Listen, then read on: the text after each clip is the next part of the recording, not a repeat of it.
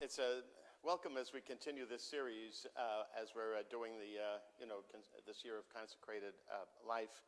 Special thanks to Mary Johnson for all the encouragement and contacts that she's made for this series every month. And Mary's book is in its, did you say, fourth printing? Congratulations. I think that's really great. I mean, and that's great service to the church worldwide. So tonight our format is going to be a little different. We usually have one person, but tonight we have two. And I have to tell you that when I met Father Innocent, and he said he was a Jesuit, I said I never thought I'd be able to use those two words in the same sentence. But anyway, I just want to say welcome to Sister Joanna and to Father Innocent. And how about if I let you take it from here? Is that okay? You guys?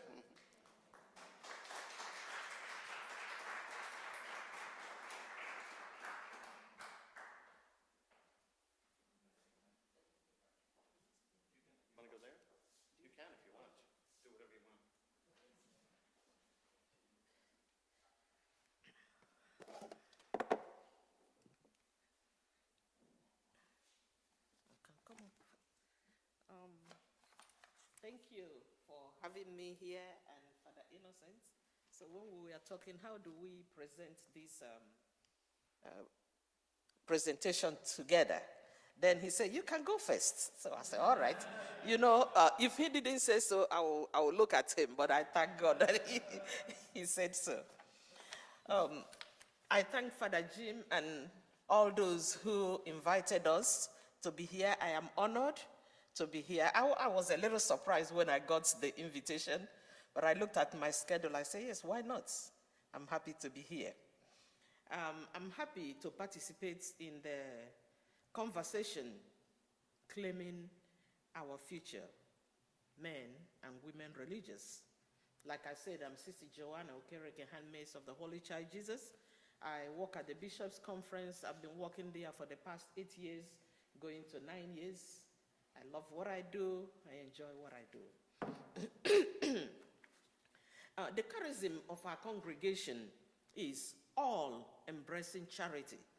What do I mean by that? Charity, which has its foundation in personal love for Christ and humanity, lived in the spirit and imitation of Mary, the first handmaid.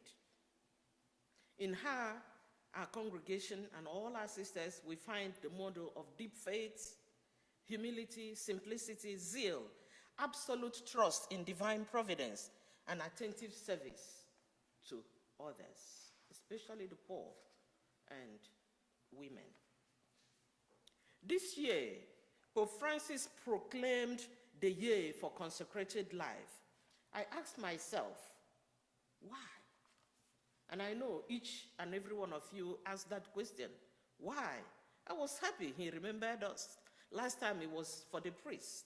This time it was for us. What was his intention? On reflecting on this, I can say that the Pope is calling on all of us to reclaim the values inherent in our sacred vocation as men and women religious. The Pope is calling on everyone to appreciate and support religious vocation in the church.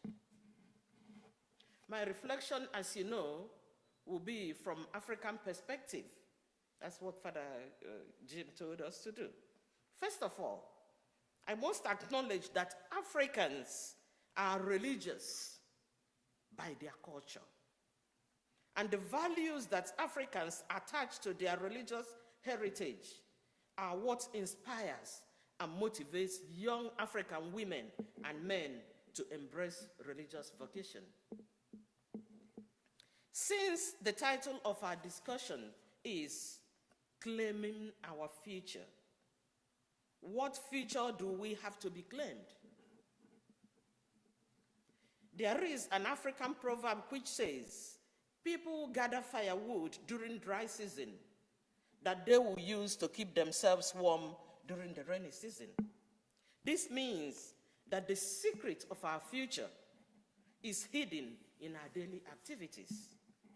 The way we live our religious life today will determine how we live tomorrow, how we live in the future. The best way to predict the future is to credit it.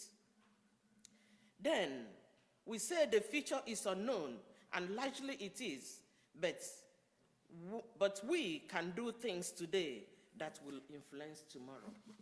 We have to do whatever we think that we can do in future, how we build our community. We have to start living it today. Therefore, if we are to claim our future as religious men and women, we need to examine, we need to evaluate, we need to review our present lifestyle, our attitude, the way we present ourselves in the society as men and women religious. In Africa, for example, vocation to religious life is growing exponentially. Why? Because the African church tries to hold on to the treasure and maintain the traditional religious values that we were handed over. We never left them. What are these values? First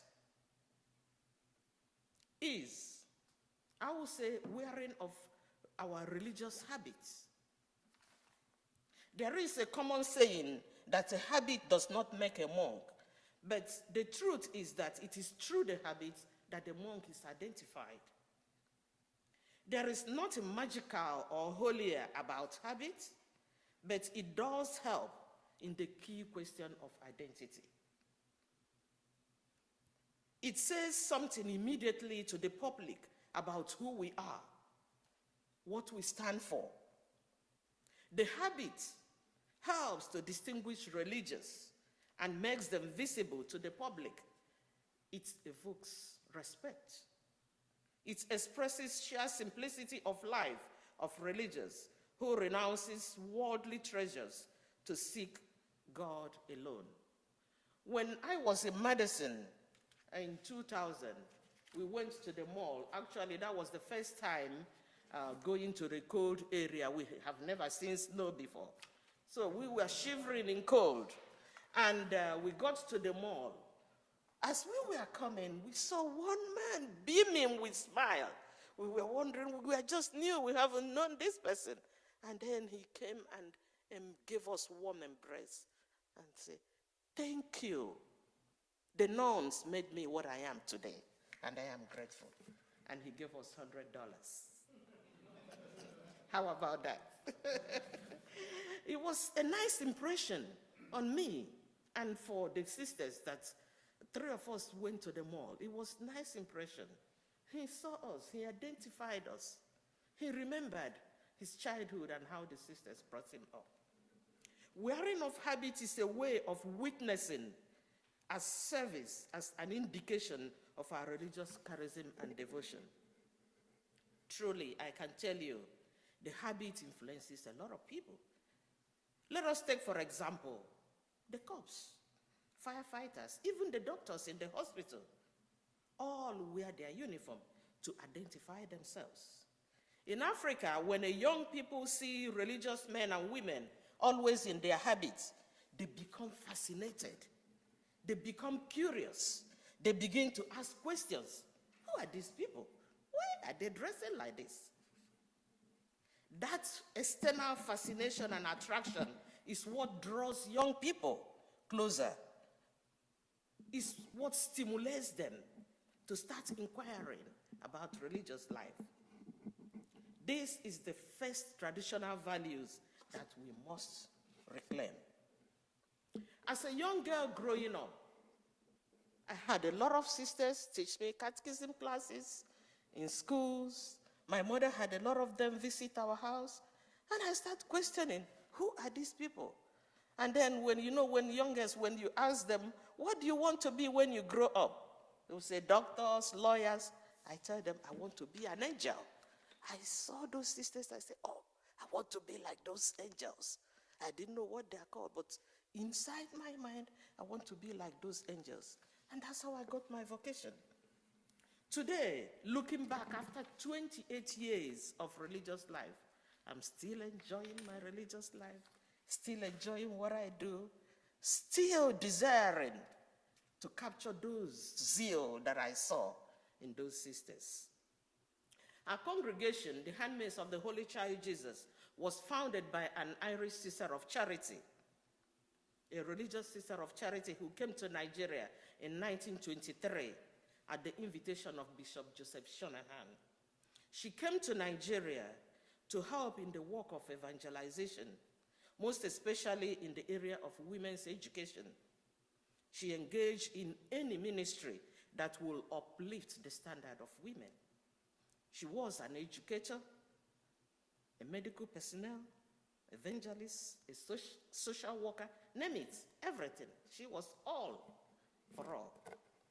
Her desire for an indigenous religious congregation was fulfilled when 4 of her young girls in school, St. Joseph's School, Calabar, told her, "We want to be like you." What did they see in her? An ardent, zealous pastoral worker, an ardent love of God, total abandonment to the will, God's will, her love for prayer, her hospitality, her simplicity, her humility. They said, yes, we want to be like her. Now, in our present society, many young people are not attracted to religious life because they do not see the difference between women and men religious and ordinary people in the society.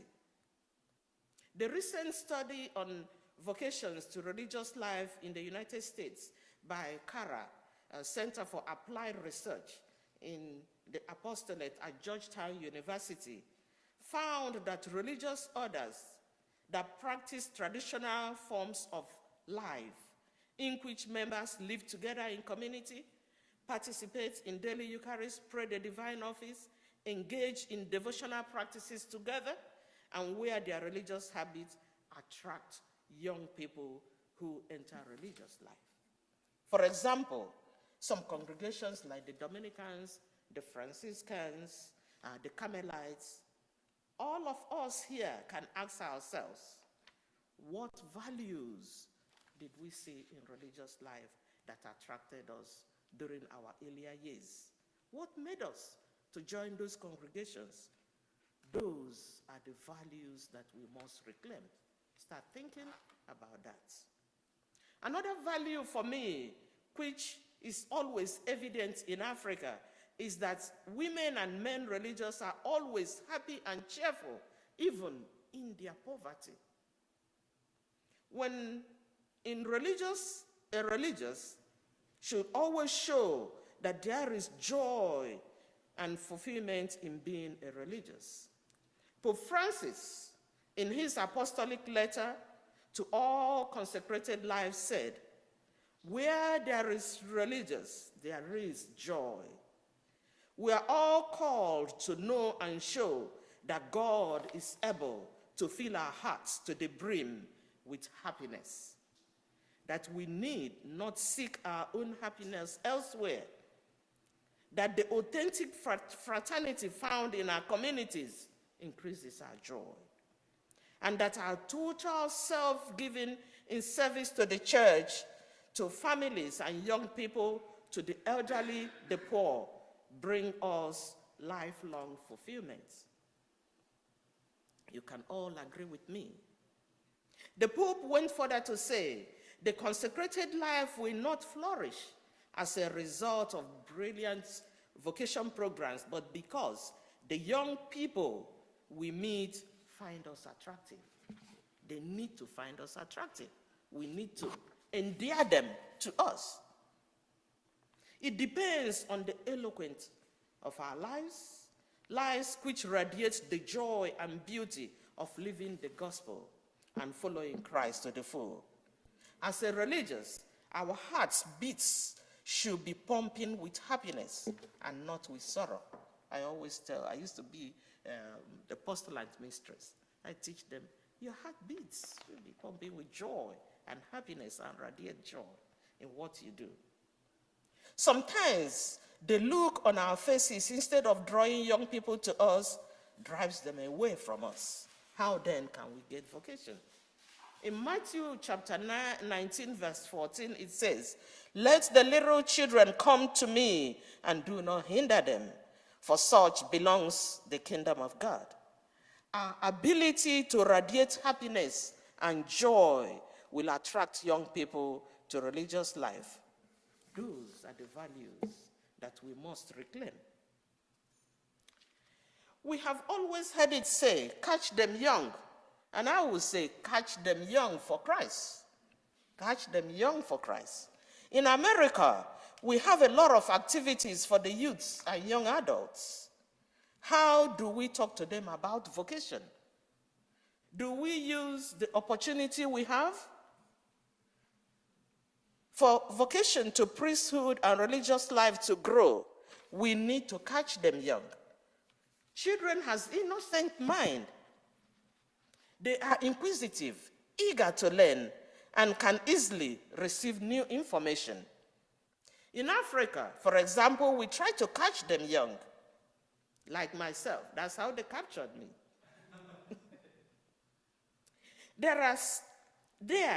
We capture them young in schools, in parishes, in catechism classes, during confirmation, during communion. Do you ask them questions? How many of you want to be a priest? How many of you want to be a sister? Raise your hand. Those things attract them. You see them raising up their hand. You see them thinking about it. We should intentionally stage vocation programs targeted to attract young people to religious life. Those vocation drives, young ones love to go to those vocation drives. Talks about religion. Different congregations will come and preach vocation. Such programs attract young ones. I have another value, family support. In many African countries, the whole family has a role in supporting vocation. The family members offers encouragement, guidance, prayer. In getting vocation, therefore, the family is the first and most important guide. Parents talk to their children about considering vocations to priesthood and to religious life. For families, it is a thing of pride. Most often, you see the fathers, the mother, you see them bragging. Oh, my son, my daughter is a priest, a sister. It's a thing of pride. Here in America, do we make our families like that? Do we have that pride? Do we encourage them? In the family, children learn core values. For example, praying together, eating together, being humble, respecting one another. I personally cannot call my elder sister by name. Dada. Such respect from the family is what children learn, and from there they grow. They are encouraged to find time for devotions like perpetual adoration, block rosary, Mary League, name it, a lot of pious organizations. Even at now, when I go home, my mother will wake all of us up for morning rosary before we go to 5 a.m. Mass. And each member of the family must belong to one pious organization or the other. But myself, because of the love of sisters, I want to run there. I belong to almost all those pious organizations. Sacred Heart, Mary League, name it. Such things attract children. That's one of the values that we need to inculcate in our families here in America. To reclaim our future, we need to include vocational awareness programs and religious education classes in our schools. There should be vocation drives. Our parishes should plan holy hour, benediction, exposition of the Blessed Sacrament, and special prayers for vocation. We can also create parish websites for vocation information or listing of sites where vocation topics can be explored. Each of us should be willing to speak and encourage young people to be open to priesthood or to vocation or religious life. It is important to encourage vocation in our homes. Vocations grow and are nurtured in our families. The traditional Catholic practices help to motivate and to draw young children to think of religious life. I urge each and every one of you to always pray for vocation. My mother taught me how to pray for priests. She always said, these are my children, my daughters, my sons. So she taught all of us to pray for priests, for sisters, for vocation, before even I started thinking of being a religious. I encourage each of you to be open to do such. These are some of the important values that we must reclaim. I want to leave Father Innocent to say the rest. Thank you for having me.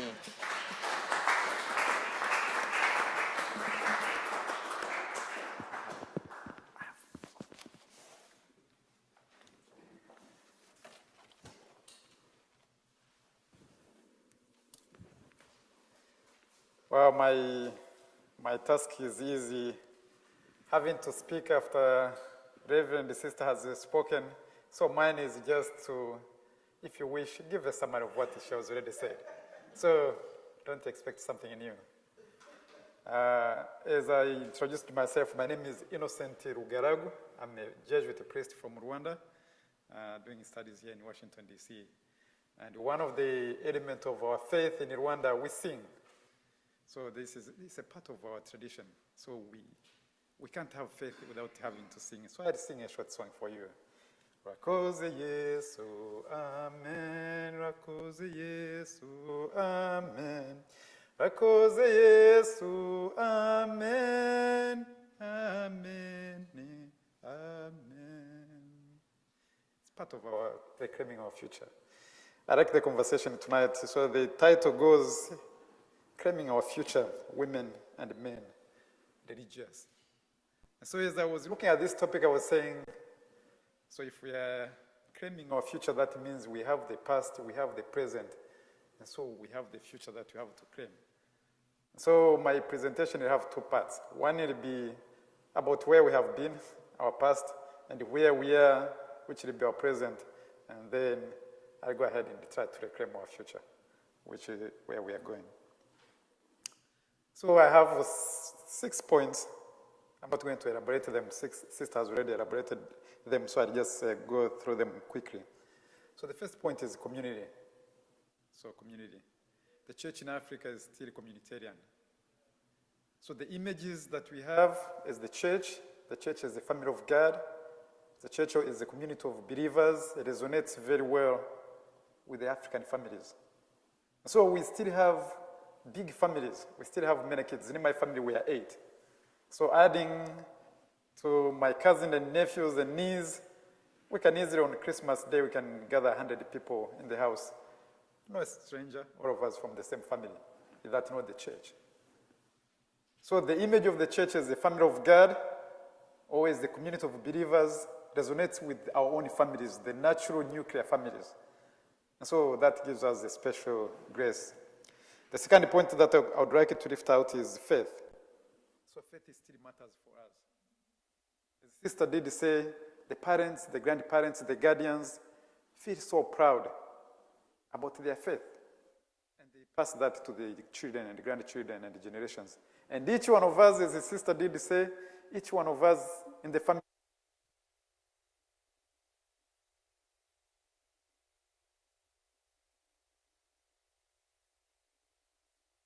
you know, they are the best dancers during Mass. So that's their job. And they recruit their friends.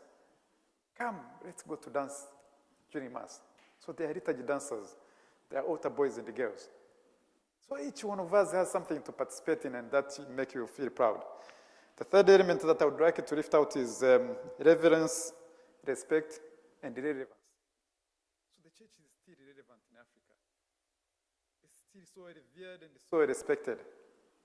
And sometimes, maybe respect, we tend to have a little bit much respect. But we still have that. My mother, my aunt who is 85 years, he can't address me by my name. He calls me father. So there's a lot of respect and reverence as well. So if you are elevated to that level, as the sister was saying in her family, there's no way you bring yourself down, so you have somehow to stay where they have placed you. It's not your vocation, it's their vocation. Their vocation. And I was hearing sister speak. I happen to have this. This is her 25 years of jubilee as religious. Look at her smile. And she goes and says, irrespective of all the ups and downs of her offices and the religious life, but the spirit, she goes ahead and she can tell you the rest of the stories. Joy, patience, happiness, peace. That's who we are as religious. That's who we are. That's who we are. The fourth element that I would like to lift out is outreach and service. And so the church in Africa is, as you know, it's booming in terms of our outreach and in terms of our services. And in some countries, the church is doing even more work than even the state or than the government. We run more schools and clinics. We provide water and other services that you know best, that you have been contributing to more than any other organizations. So we are relevant. We reach out to the people beyond not only physical needs, but also spiritual needs and moral needs. The fifth element that I would like to lift out is we are connected to the greater universe and the greater church. So, as much as I come from this tiny country, Rwanda, but I know that I belong to the universal church. I know that I belong to Mother Church. My mother, who is 78, she knows that she has to hear and listen and pay attention to what the Pope says. She has no plan of traveling to Rome to meet the Pope, but she knows that she belongs to that family. She knows that she belongs to that family. So we are proud of belonging to that big family. We are not minority, we are not small, we are big. So we are proud of that. The fifth element that I would like to lift out is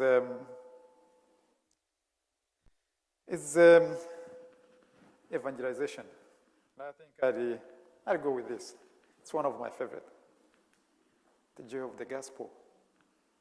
The joy of the gospel. So as Sister did say, despite of sometimes miseries of poverty and the sicknesses and challenges, the conflict around and the wars, but we are still a happy church. We are still a happy church. We still give hope. We still give hope. So allow me now to try and claim our future. And I want to talk a little bit about my charism as a Jesuit as well.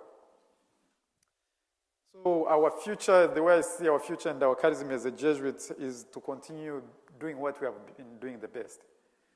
Continue to support the local church, continue to support the universal church, and continue to do what we have been doing best. But also as a Jesuit, I think we have to continue doing what we are called to do as a Jesuit, preferential option for the poor. That's our trademark, plus education. Mandela did say that if you want to transform Africa, it's good to feed these kids and care for them, but you have to give them education. You have to give them education. So we are committed to that, continue to do that. And also caring for the rest of their needs. The second element that I would like it to lift out is to try and continue to be consistent in terms of strengthening our identities. We are spiritual bodies. We are not just institutional that is hanging somewhere trying to do the charity work or NGO work. That's not what the church is. We are a spiritual institution. And so we have to keep that in mind and strengthen that. I'm sure you have heard John Mbiti says that Africans are notoriously religious. So they expect so much from the church. They expect so much. So we have to keep that in mind. We have to keep that in mind.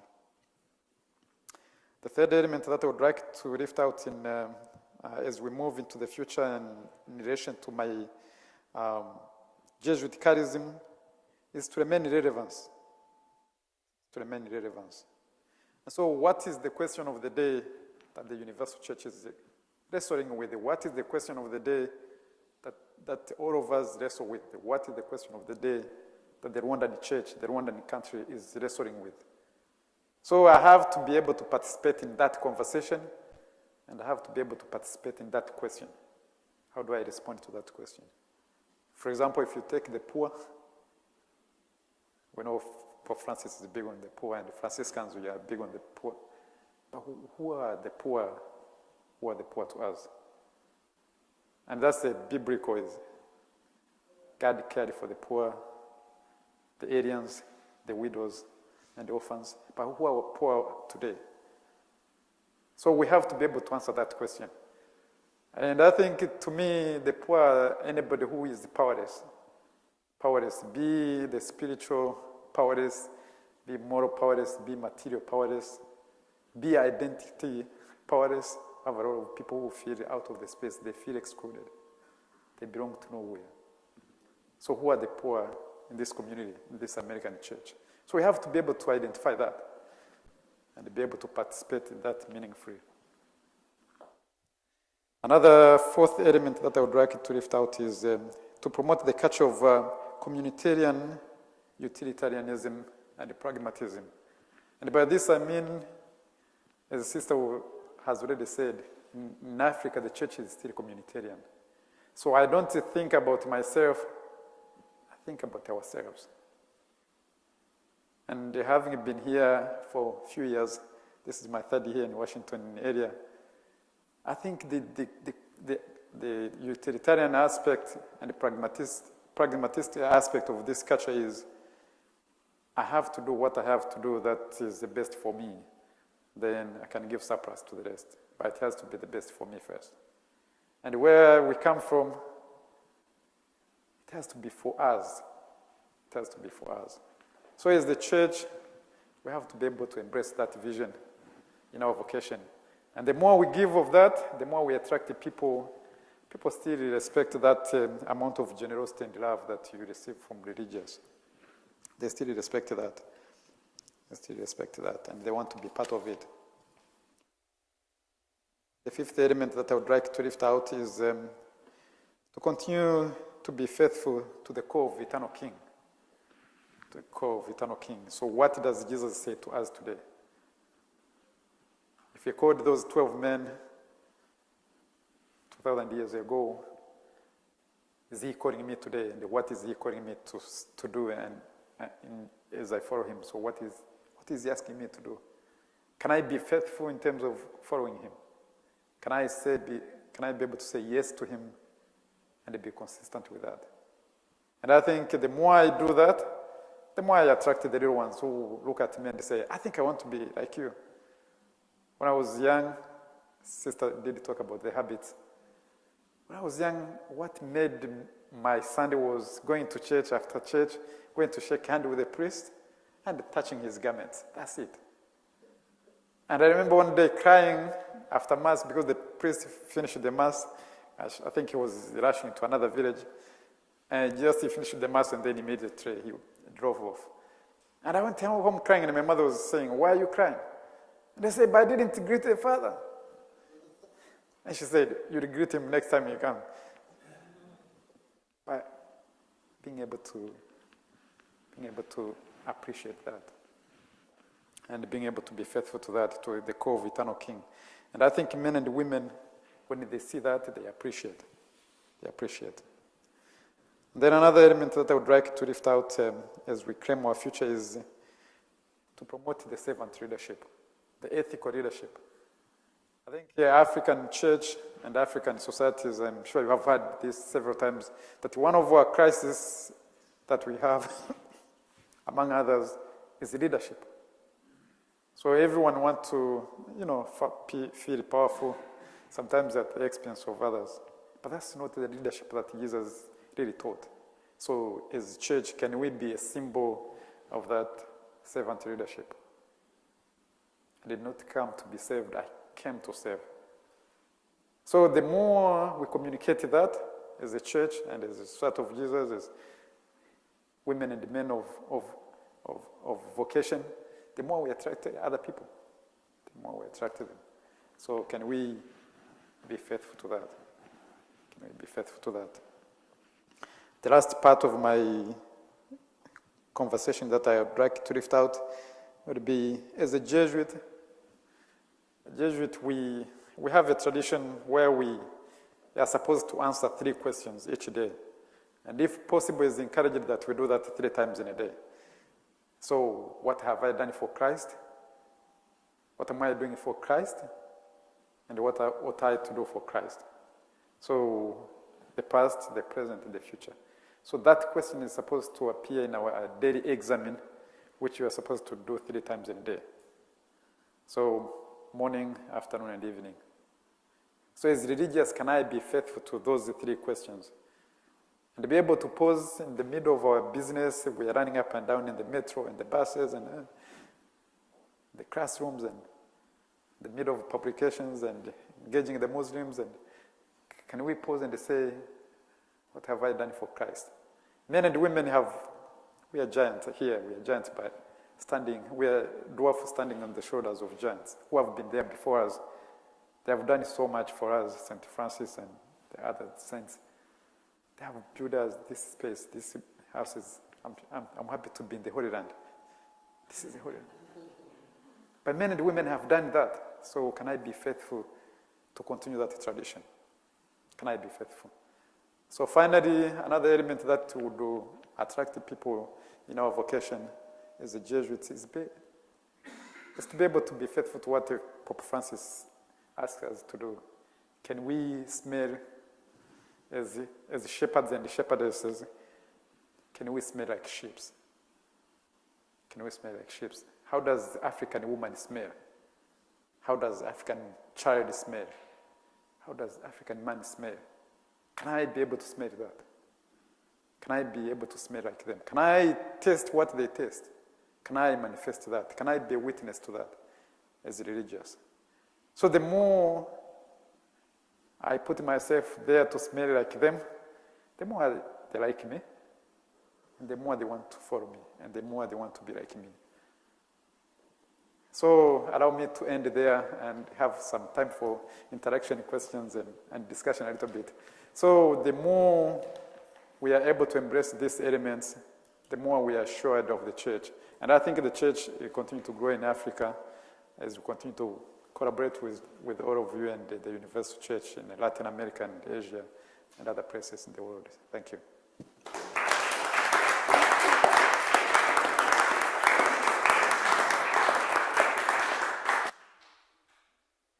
We have 4 questions that we prepared.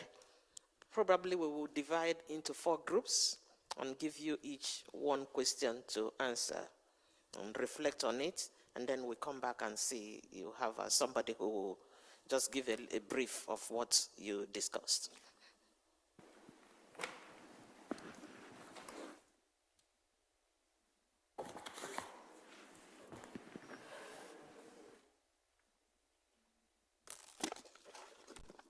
So this is question 1. Right.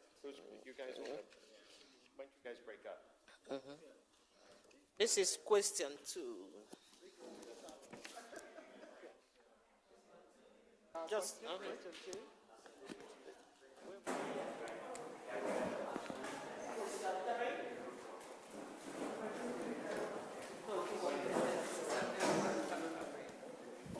question 4. Question 4.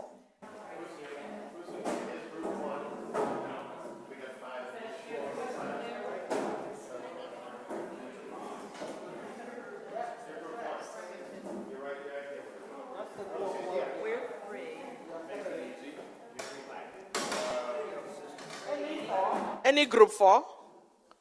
Okay.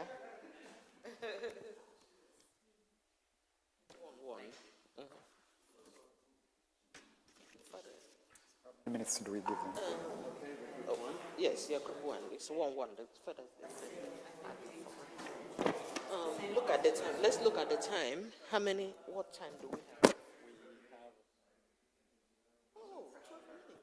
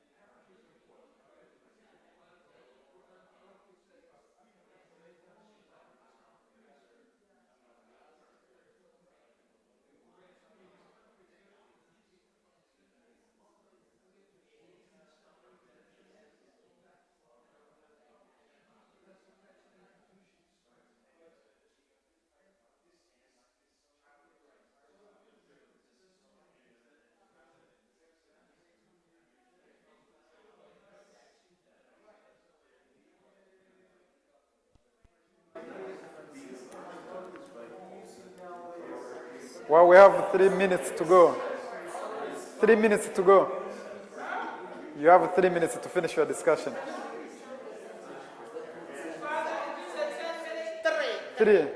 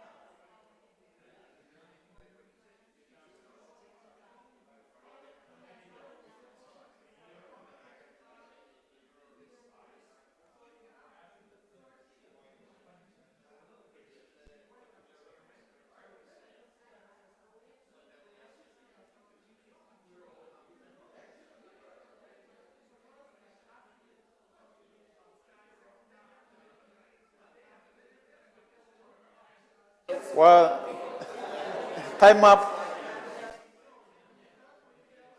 Time up. Time up.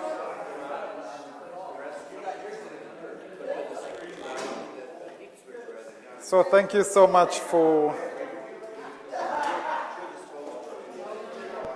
Thank you.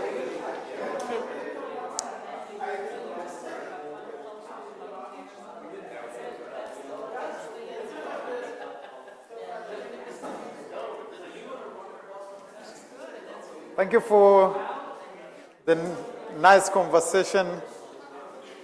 Would encourage you to stop there, group number 4. So we would like to hear from you, and we encourage you just to give us a summary of what you discussed in each group in 1 minute. So what can you tell us in 1 minute that you discussed in your group? So each group will have just 1 minute. And then we'll have a little bit some time for questions and clarifications, and then we'll end, given that some people have other commitments. So should we begin with the group number 1?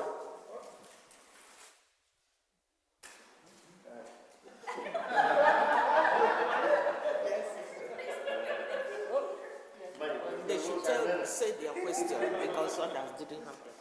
Since the other people do not have your question, can you read your question as well, and then you give us what you discussed? Group number 1.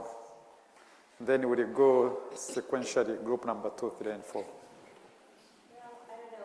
Our question was, the young are the future of every nation or society. What do you think is young people's impression about religious life in America? And we began with our friend here. What's your name? Dima. And said, like, for him, America is broader than the United States because he came from Cuba, and described what attracted him. And it was a group of men. I forget what they community. Okay, and they served in health ministry. But he's so impressed with them and their life and community and their kindness and their service that he began to really think about this. And I said, "But you're not one of them. You're a Franciscan." And he said, "Because of the ministry." They were solely in healthcare, and he said, "I don't think I could, that isn't my calling, to do that." So he saw Brother Sun and Sister Moon film, and he got attracted to the idea of Franciscans, so he began to search for a Franciscan community.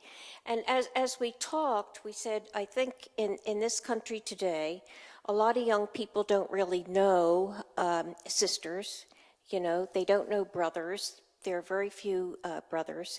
They know more priests, probably. But we said, what we came down to, I think, was that there will always be a place for religious, professed religious, but we're going to be smaller. And that's, like, when I entered religious life, there were many of us that came, big crowds came. And but that was unusual. That didn't happen before, and now it's not happening now. That was just very unusual. So we said that there are so many, like we talked about our associate programs, others, that we work with, who, they're inspired by the religious, but they're not going to be religious. But we believe there will always be a place for the few. We believe it's going to be fewer now, and we have to live with that reality, but who are called to the life, and again, called, as you have said, they want to deepen their spirituality, they want community to do with other people, and certainly they want to, serve. They want to serve. But other people will be doing that besides being professed religious. Thank you so much. Thank you. Group number 2.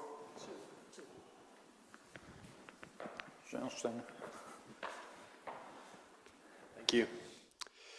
Our question for reflection was, how can we reclaim and restore the charisms and the spirituality of our respective congregations as envisioned by our foundresses and founders? An eminently simple question.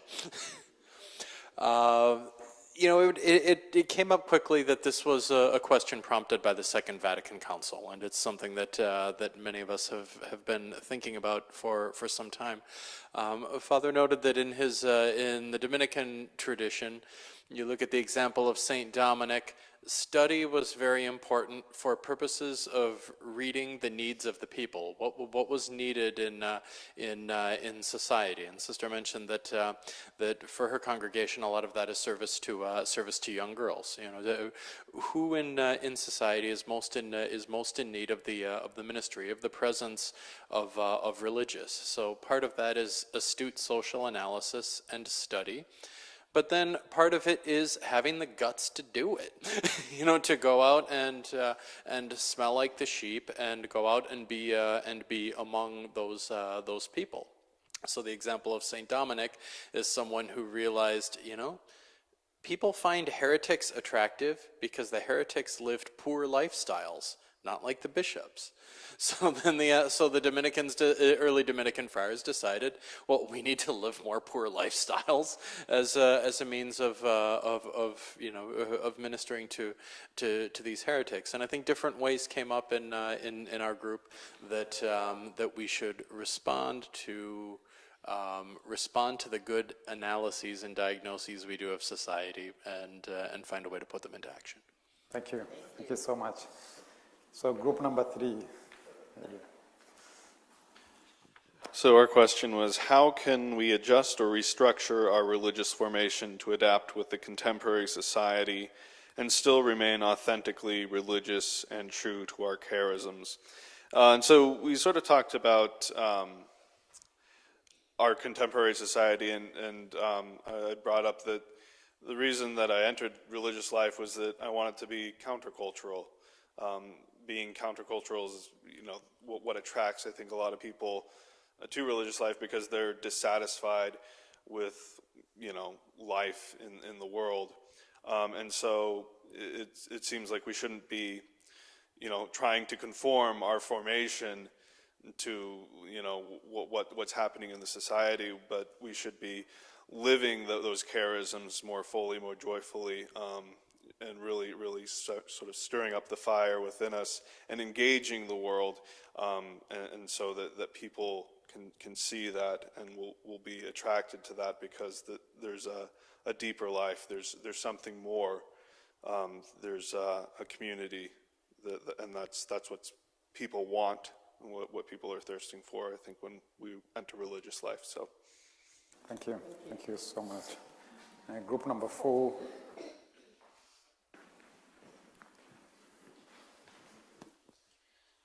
Our question was, culture, family, and the poor are at heart of vocation in African religious life. How can the Catholic Church and religious women and men in the USA take these 3 aspects seriously in the promotion of vocation? And I think we kind of broke it down in the sense of looking at the families that make up the church.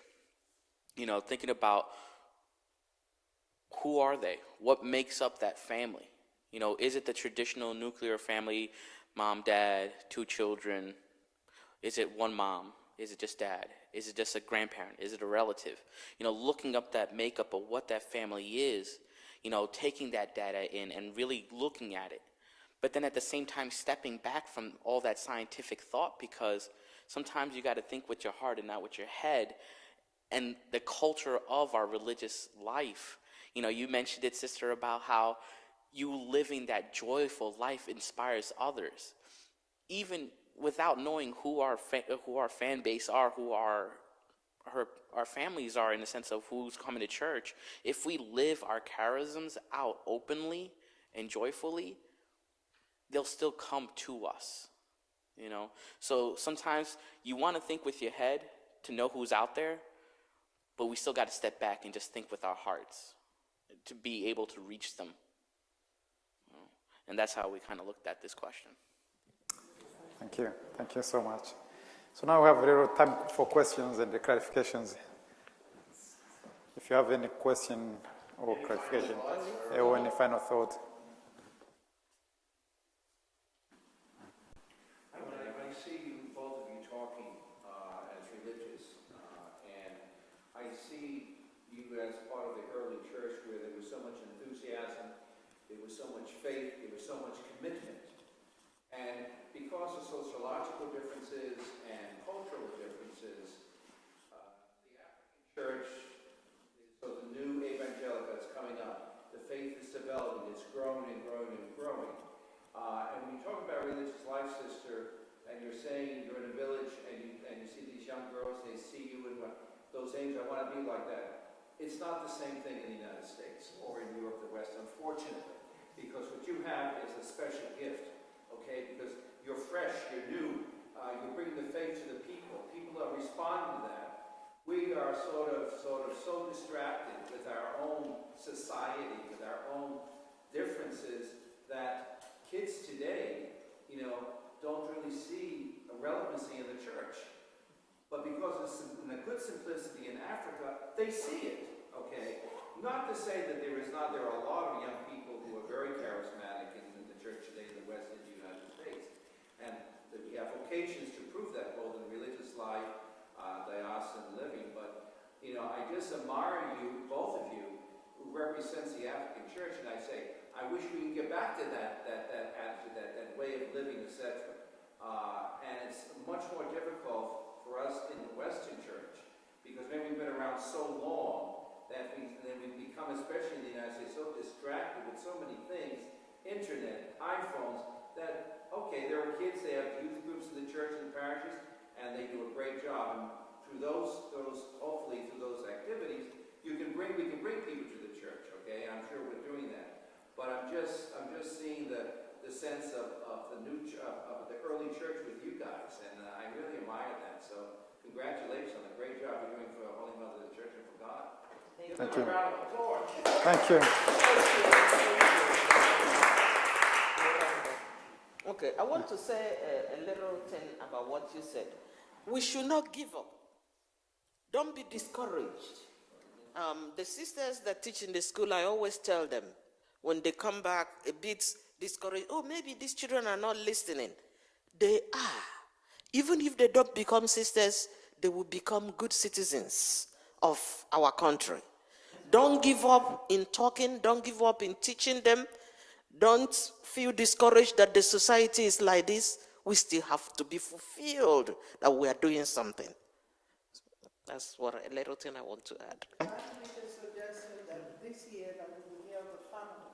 Like in our school, what we're doing is we introduce that prayer. It's online. The prayer is a prayer for the family.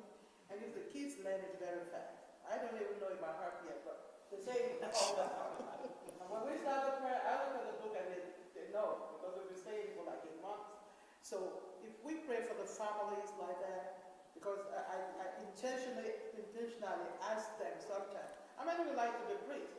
At least I have my 3rd graders, 5th graders, they want to be priests, you know, but when they get to 8th grade, they might say, I say, well, you can be a deacon, you know that, you know.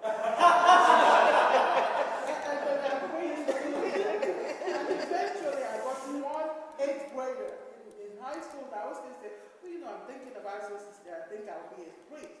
So we just constantly have to say to them, by encouraging them, and this year for the family, you know, to say that prayer, just encourage people to say, in our parish, they are Greek now. They say, we're doing it in the school, so they do it in the park. So we can spread it. The year of the family. Thank you. Thank you. A short thought on your follow-up, and sister.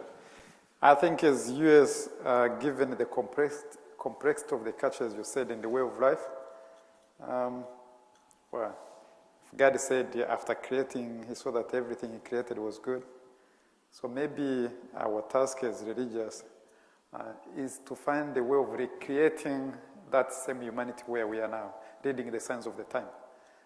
So how do we invest in whatever research we are going to do? We have sociologists and psychologists, and can they help us to reinvent and recreate within that time of in the space that we are living in? So that's one aspect.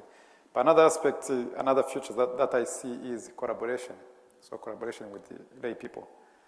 We are small as religious, but the church is big.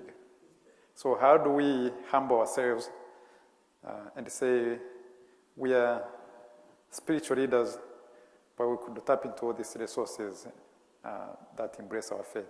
And I think if we did that too, I think we'd be okay. Once in a while, some kids will pop up and say, I think I want to become a sister, or I want to become a priest. Thank you. Thank you so much.